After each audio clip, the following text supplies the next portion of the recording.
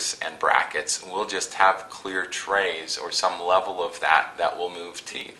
And that's what the technology is getting at. It's pretty phenomenal.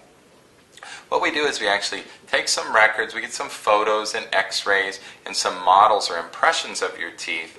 Those go down to Santa Clara and they actually do a CT scan of your models that goes into a three-dimensional program on the computer. We then treatment plan your case on the computer, whereby we're looking at a three-dimensional models and we're moving your teeth to where we ideally would like them to be. What the technology then does is it determines how many sets of trays will it need to move the teeth to that position.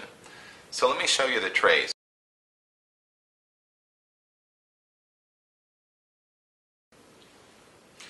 So let's take a look at the trays. This is an Invisalign tray. It's a hard, clear plastic tray. People wear these and their colleagues and friends often don't even know they have anything in their mouth. They're pretty firm and they snap onto the teeth nice and solid.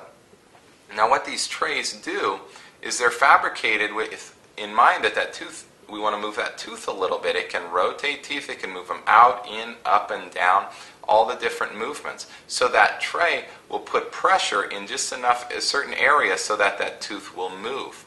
So what we do is we go to the final goal of treatment and then we backtrack, and the technology will actually make stereolithographic molds of your teeth at each sequence and then fabricate different trays for each sequence. So you may have, say, 20 trays in your treatment. You may have only 10, you may have 30. It depends on how much movement we want to accomplish.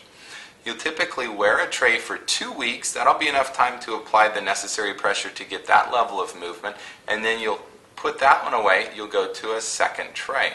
Wear that for 2 weeks. So each tray is typically a 2-week period, each one being slightly different to apply just a little more pressure to move those teeth to the proper position.